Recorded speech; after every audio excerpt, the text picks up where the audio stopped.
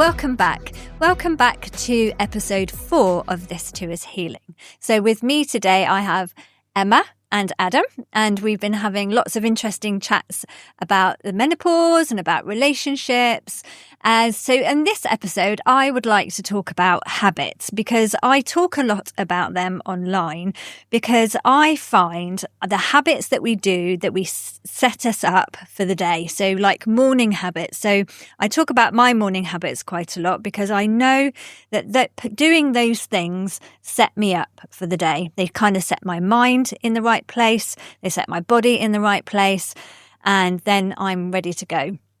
So I always start the day with sort of 15 minutes of quiet meditation, always. Well, I make my cup of tea, I come back to bed, I light a candle. It's kind of a little ritual. I have my own little ritual every morning. I do this whether I'm starting at 6 o'clock in the morning or whether I'm starting at 6 o'clock at night. I will do exactly the same ritual every day and routine. Sounds lovely. Yeah, I will. And that sets me up for the day in my mindset. Then I'll listen to something that will give me a positive outlook on. So often, and the reason I have to do that is I find that because my mind is very busy, I have to then find a way of turning that mind around to thinking of more positive things, because I can go down a rabbit hole quite quickly, which a lot of people do, particularly around that 3 o'clock stage part in the morning. They'll wake up, they go to the toilet, they come back, and then they can't get back to sleep. That's a really common thing for everybody, for lots of people, particularly people then through their menopause or through hormone changes, through bringing up, having babies in the house. You know, you have that disturbed sleep.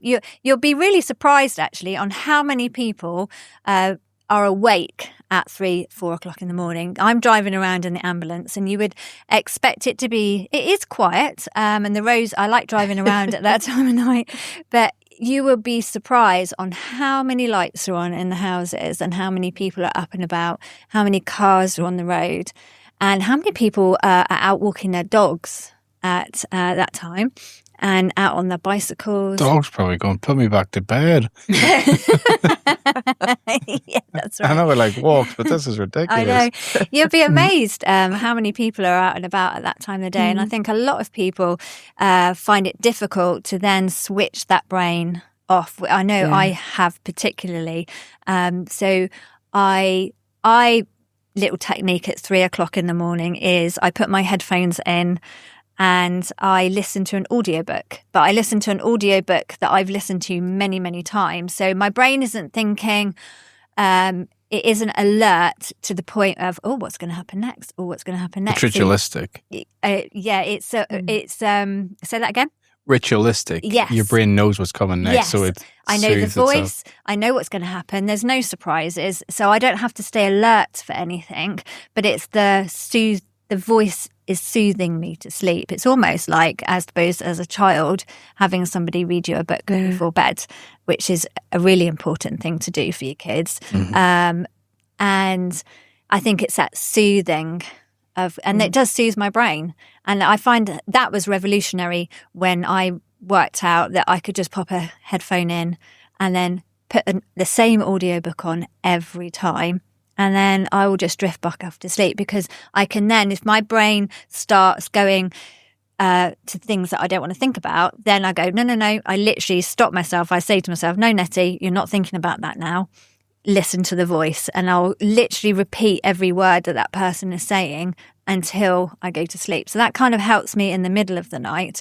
But in the morning, I have got particular rituals that set my mind in place for my day ahead, because obviously I've got to get my brain into gear, because I could turn up to work at 6 o'clock in the morning and my first patient is a critical patient and I have to be on point straight away as soon as I've stepped in the door. Mm-hmm. So anyway, that's how that's a habit that I do. Is there any habits that you guys do or that you can suggest, or there's something we can help with the brain? for our listeners? Who would I've like got to go so first? many. So as a new father, I'm a massive hypocrite because everything I'll say, I don't do it myself. So, I mean, yeah, the your idea... wife, when she's going to listen to this, oh, hello, there I go, hit the thing. When your wife's listening to this, she'll be going, no, he doesn't. No. No, he doesn't. What I've started to do is go for morning walks as many times in the week as I can, but that's all dependent on childcare and who's available to do what. And she also tries to do the same. We can never go together, though. We'd love to go together, but just the way it works. But the morning walks, for me, is really good because it's bipedal. It's, you're moving both sides of your body. And what we know is from EMDR, which is eye movement desensitization and reprocessing, is that when you activate both sides of the brain in sequence, it's relaxing and it helps reprogram the brain in a positive way. And walking is the simplest way to do that because you're using both legs and you're swinging both arms. And that could be why, as well, then it also supports your serotonin. It gives you more serotonin, which is obviously good for you, isn't it? Yeah. Getting out in the morning light is So really, really important. the thing about serotonin is people think of it as like this feel-good drug, but it's actually a drug that's linked, or a neurotransmitter is linked to satisfaction. So usually you have dopamine first, and then once you've done the thing, serotonin's released. So the dopamine is the walking, and then the serotonin is the bit afterwards, sitting there going, oh, it's satisfying. Mm. And then you feel good.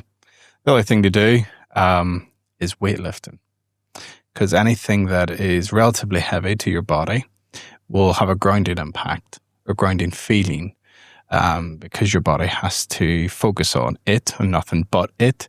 And then you get a short hit of endorphins. And if you do that enough, you get a bigger hit, obviously.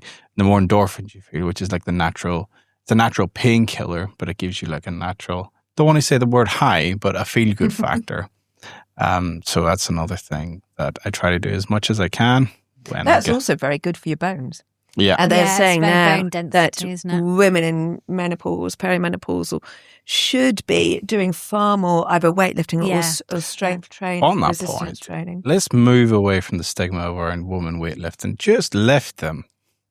You will not turn out to be massive. Yeah. It's a good thing to do in general. Oh, Yeah. totally. I think I meet women who fear that they're going to then look like Popeye or something. And no, you're going to be won't. fine. And actually, it's so, so important. Unless you're Osteoporosis is a big killer. And actually, more women get osteoporosis after menopause, after menopause when they're postmenopausal than before. And you can turn you around that diagnosis. So you can you can just by doing what My personal training friends can correct me on this, but I'm pretty sure a woman can't get beyond a certain size without drugs. Or extra testosterone. Yeah. I think there's a limit to how big you can get. And you can do, I totally agree with that. It's, you have to have that chemical to the women. You can be doing strength, because I love exercise. And you're talking about your walking. As you know, I do lots of walking because I've got an abundance of energy. Like I'm just like a little energy thing. That's lovely to hear, because most of the women I speak with don't have any energy. Oh, I've got loads. I have to disperse my energy. I love it. Because I think maybe because being a dancer, I was trained as a dancer. So I was trained as a ballet dancer from the age of 10. I was trained like you would train the Russians. It was like full on. And then, so I did 8 to 10 hours of dancing a day as a child. And then as a teenager, which was excessive. So it's exercise for me for sure. I can totally relate to you going for a walk. I love going for a walk, even though the motivation sometimes, you kind of don't want to go for a walk, even though you need to go for a walk. And that's another thing that, as you probably see on my social media a lot, I'm always talking about going for a walk, always talking about going out in nature, because that is the one thing that will disperse my energy, that will ground me. the nature will ground me. Looking at the sky will ground me. Listening to the birds. It's really important. And I know if I haven't done that, then I know that my energy kind of builds up. And I suppose that's why my work suits me quite well, because I've got so much energy. We go, a lot of times 8 hours without a break, and it's continuous. And I suppose that's why that kind of work suits somebody like me with an abundance of energy. But yeah, so yours is strength and walking, and mine is then I'm saying about walking and things like that, and then I'm saying, I light a candle and I do some deep breathing, and that helps me ground me, and that settles my brain and helps me focus into what I'm going to be doing that day. What about you? What do you do? Is there anything in particular that you do? Have you got any practices that you do regularly? One practice that I would advocate for everyone is actually not your first drink of the day being a cup of tea, but being water. I love my tea though. Yeah. So I know. But if you think of it, you're going often 7-8 hours, hopefully 7-8 hours without drinking anything. So you are going to be dehydrated. And I think the one thing that we all probably don't do, a lot of us don't do enough of, is drinking water, the 2 litres a day. Yeah, I know what I should do. I've got my bottle, but do I actually always drink from it? No. Yeah. And so actually, if you start your day with a glass of water, or I have a hot water with lemon, with just a bit of lemon in. Someone else I know will use some of the essential oils where you can get a little bit of lemon drop in it and things like that. And just drink that first and then have your tea or your coffee. Can you do that and then your cup of tea? Yes, yeah. I haven't got any lemon at the moment, so it's straight to the cup of tea. But no, I will drink a glass of water then first, just to rehydrate. Because actually our brains are 70 to 80% water. Our whole bodies are. It's like, so if we're no one, I feel tired and grumpy when I haven't drunk enough water or when I'm hungry. But so I think that's really important that we are fueling. We look after our cars. But I'm laughing because actually I did this at a talk the other day, and I was trying to think of how you look after your cars, and a guy in the audience was going, looking at me and said, "You don't look after your car, do you?" No, I don't really. But we should make sure we've got fuel in the car, we've got the oil, we've got the water. You check the tyres. In the same way, we should do the same for our bodies. Or they talk about a bucket, and all day long you're pouring loads of stuff into the bucket. But if you imagine your bucket's got holes where you're dealing with your kids, your parents, your job, your own life stresses and everything else. So it's emptying. If you don't keep filling it up, eventually there's not going to be anything there. So you've got to keep filling it up. So I'd say the water, I'd say self-care. A lot of the women I work with and talk to can't even or don't even find 10 minutes a day for themselves to sit and have a cup of coffee or your water, or just do half an hour to do a hobby. Something that they like, something that lights them up. Just on that, one thing that people could, I don't do this, I'm giving advice that I don't follow. List making is actually quite good for a lot of people.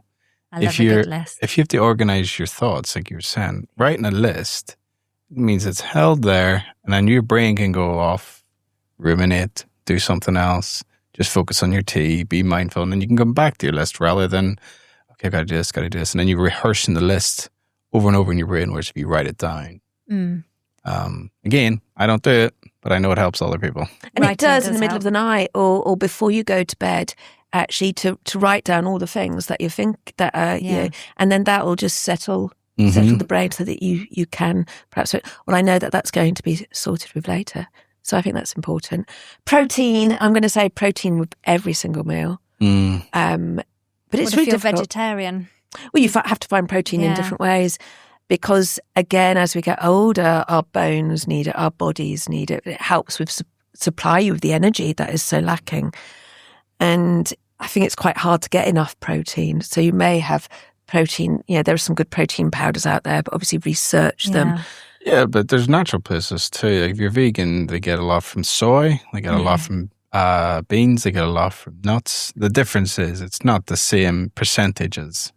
You won't get the same percentage. 100 grams of nuts will have less than 100 grams of chicken. But you give and take. And they've got other things that are really vital for us at that time of the vitamins age. So this is why fiber. Perhaps the Asian people don't suffer the same way in menopause because of their diet, because they've got lots of the soy food and they've got the beans and the legumes and things. That's an interesting point, because it's interesting that we talk about it a lot in this country and in Americans and things like that, about menopause and about this stage of our lives. I wonder if they're having those same conversations in those countries as well. They are. They're behind. They're behind. It's slower to get going. So I've met with a woman in Kuala Lumpur about it, and it's different. And so I wonder how. It's how culturally do they see different. that? So they don't suffer perhaps the same way that we do.